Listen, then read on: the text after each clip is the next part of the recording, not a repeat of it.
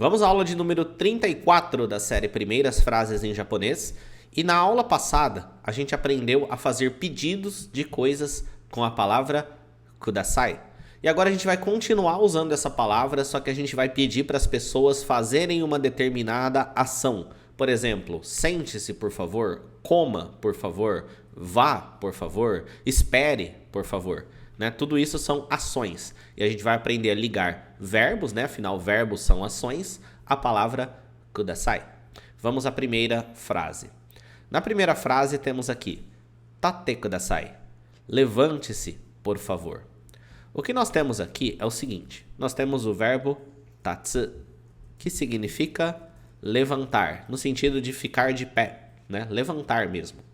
E depois temos a palavra kudasai, que significa, eu vou traduzir aqui, eu vou deixar entre aspas, porque ela não significa exatamente isso. Vou traduzir como por favor. Ela é usada quando a gente está pedindo para alguém fazer alguma coisa por nós, ok? E o que está acontecendo aqui é o seguinte, todo verbo possui uma forma chamada forma T, ok? Essa forma, ela é usada para aplicar estruturas, para aplicar padrões nos verbos. Normalmente ela é usada para ligar o verbo com alguma outra palavra que muda um pouco o significado da frase, ok?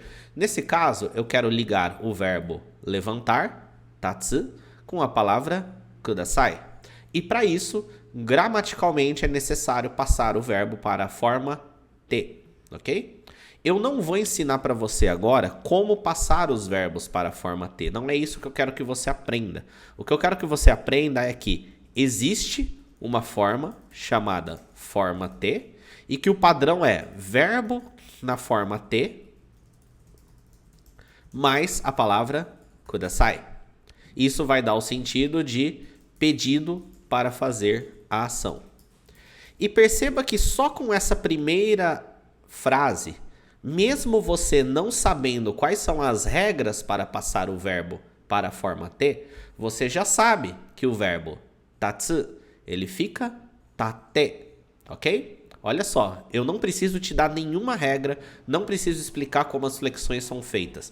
Você consegue perfeitamente memorizar que tatsu na forma T é tate, ok? E se parar para pensar, é assim que as crianças japonesas nativas no idioma aprendem. Você acha que a criancinha com 2, 3 anos, que está começando a falar, a mãe dela ensina regras para passar os verbos? Não, ela memoriza a flexão de cada verbo. Na verdade, ela nem sabe o que é um verbo, né? Mas ela memoriza, né, que é desse jeito que fala e ponto final. E isso fica a primeira lição para você. Você vai sim estudar a flexão dos verbos quando for o momento. Só que na hora que a gente está falando, na hora que a gente está usando o idioma, não dá para ficar pensando em regra. Você tem que conhecer os pares, você tem que saber que é daquele jeito e pronto, tem que estar na ponta da língua.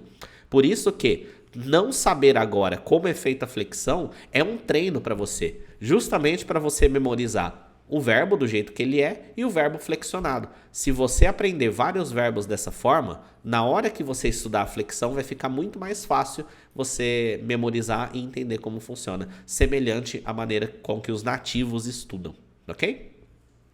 Então, para revisar essa frase e ir para a próxima, tate kudasai significa levante-se, por favor. Eu estou pedindo para alguém se levantar. Temos o verbo tatsu na forma T.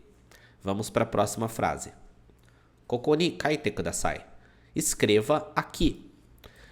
Temos aqui a palavra koko, que significa aqui. Temos a partícula ni e temos o verbo kaku, que significa escrever. A gente já viu isso em outra aula, que se eu falar koko ni kaku, eu estou falando escrever aqui, ok? Agora, eu quero pedir para alguém escrever aqui. Por exemplo, algum atendente pedindo para você escrever o seu pedido ou o seu nome em algum lugar, ele poderia falar essa frase, né? Então, koko ni kaku, escrever aqui. Como que eu peço para alguém escrever? Koko ni, aí eu pego o verbo e passo para a forma T. E a forma T deste verbo é kaite. E coloco kudasai. E aí fica escreva aqui, ok? Na hora de traduzir, lembrando sempre que significado é diferente de tradução, eu poderia colocar um por favor aqui, né? Porque essa forma de falar é muito semelhante a quando a gente pede por favor em português. Beleza? Próxima frase. Agora a gente vai ter basicamente a mesma frase, só que colocando mais elementos, né? Ó. Koko ni namae o kaite kudasai. Escreva aqui o nome, né? Então, a gente tem a mesma frase que a gente tinha antes. Ó, partícula ni para o verbo escrever indica onde você está escrevendo. E aqui temos a palavra namae, que significa o nome. E aí temos a partícula o, porque quem escreve, escreve alguma coisa. Para esse verbo, a partícula o indica o que você escreve, né? E aí temos o kaite kudasai, que significa escreva, ok? Ou seja, é a mesma frase, só que agora eu estou colocando mais detalhes. Agora eu estou sendo mais específico, né? Próxima frase. Yukkuri yasunde kudasai. Descanse com calma. Essa palavra aqui, ó, yukkuri, significa fazer algo devagar, algo com calma, algo lentamente, ok? Então, no sentido de descansar com calma, descansar à vontade, ela é usada, yukkuri, ok? Ela não precisa de nenhuma partícula aqui, ok? Aí temos aqui o verbo yasumu, que significa descansar, ok? Yasumu significa descansar. Furigana aqui, ó, yasumu. Deixa eu corrigir aqui. Descansar, tá? Yasumu. E ele na forma T fica yasunde. Mais uma vez, você não precisa se preocupar com regras e com padrões. Você tem que apenas aceitar que yasumu na forma T fica yasunde, tá? E aí colocando o kudasai no final, ele fica descanse, ok? Próxima frase. Junbi o hajimete kudasai. Comece os preparativos. Essa palavra aqui, ó, junbi, significa preparativos.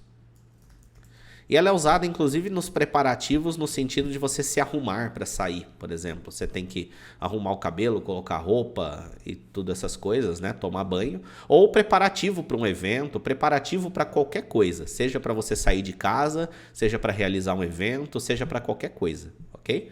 Preparativos. Junbi. Aí temos a partícula o e temos aqui hajimete kudasai. O verbo que nós temos é hajimeru, que significa começar, ok? E se a frase parasse por aqui, junbi o hajimeru significa começar os preparativos, tá? E aí a forma T dele fica hajimete, e aí eu coloco kudasai, que aí dá a ideia de comece, ok? Toda vez que eu estou escrevendo aqui o kudasai, ele está convertendo para esse kanji aqui. Existe a versão em kanji, só que é um pouco mais usado em hiragana mesmo, ok? Mas existe, beleza? Então o verbo hajimeru significa começar. Quem começa, começa alguma coisa. Aquela coisa que você começa vem com a partícula o, beleza? Próxima frase. Denki o keshite kudasai. Desligue a luz, por favor. Essa palavra aqui, ó, denki, significa energia elétrica. E ela é usada no sentido de luz, para ligar ou apagar a luz, né? Em português a gente tem umas trocas assim também, né? A gente fala, por exemplo, vou pagar a conta de luz, né? As pessoas falam assim. Só que não é conta de luz, é conta de energia elétrica. Você não usa energia elétrica só para luz. Mas você fala conta de luz. Em japonês, denki é energia elétrica e é usado no sentido de luz, né? E aí nós temos o verbo kesu, que significa apagar, literalmente apagar, desde apagar a lousa, apagar a energia, apagar a luz, desligar, ok? Então, quando fala literalmente, essa frase diz apagar a energia, mas é desligar, a gente traduziu como desligar a luz, porque esse é o sentido que ela transmite. Aí temos aqui a partícula o, porque quem apaga, apaga alguma coisa, né? A coisa que ele apaga vem com a partícula o. E se a frase parasse por aqui, denki o kesu, estaria falando apagar a luz. Mas eu quero pedir para alguém apagar a luz. Então, kesu fica keshite. Ok? Keshite. E aí, colocamos o kudasai, dando ideia de apague. Ok? Próxima frase. Kanban o yonde kudasai. Leia aquela placa. Tá? Ano significa aquele ou aquela, né? É um indicador. A gente já estudou ele em outras aulas. Kanban significa uma placa, um anúncio, né? Um banner. Ok? A placa. Kanban, um sinal. Aí temos a partícula o e temos o verbo ler, que em japonês é yomu. Significa ler. E se a frase parasse por aqui, kanban o yomu, eu estaria falando ler aquela placa, né? Só que eu estou pedindo para alguém ler. Então a gente passa o verbo para a forma T. A forma T do verbo yomu fica yonde. E aí colocamos o kudasai. Então dá a ideia de leia. Ok? Leia, por favor. E na nossa última frase, denwa bango oshiete kudasai. Me diga o seu número de telefone. Denwa significa telefone. Bango significa o número, tá? Existem outras palavras para número. Essa aqui ela é bem específica no sentido de dígitos, né? Uma sequência numérica. Ou até mesmo que seja um número só, mas um número que representa alguma coisa. Ó, número que representa, por exemplo, o número do quarto, o número da sala e coisas do tipo, tá? Então não necessariamente é uma sequência, mas é o número que indica a sequência de alguma coisa, tá? Aí temos aqui a partícula o, porque quem ensina, ensina alguma coisa. E eu vou explicar por que tem o verbo ensinar aqui, tá? E aí temos o verbo ensinar. Oshieru, que significa ensinar. Em português, a gente comunica da seguinte forma: me passa o seu número, ou me diga o seu número, né? Em japonês, a gente usa o verbo ensinar. O mesmo verbo usado para ensinar português, ensinar matemática, ensinar qualquer coisa, ok? Se parar para pensar, não é uma coisa tão absurda, só é uma escolha de palavras diferente do português. Em português a gente fala, me passa, né? Me passa seu WhatsApp, me passa seu e-mail, né? Passar. Em japonês a gente usa o oshieru, que significa ensinar. Então, se fosse fazer uma tradução mega ultra literal aqui, ficaria, me ensine o seu número de telefone. Mas como a gente não fala assim, e como o significado é diferente de tradução, a gente traduz da forma que em português a gente transmite a mesma ideia. Então, me diga o seu número de telefone, né? E aí esse verbo na forma T, oshiete kudasai, né? Que dá a ideia de diga, ensine, né? Me passe, ok? E essa foi a aula de número 34. Grande lição para você guardar dessa aula.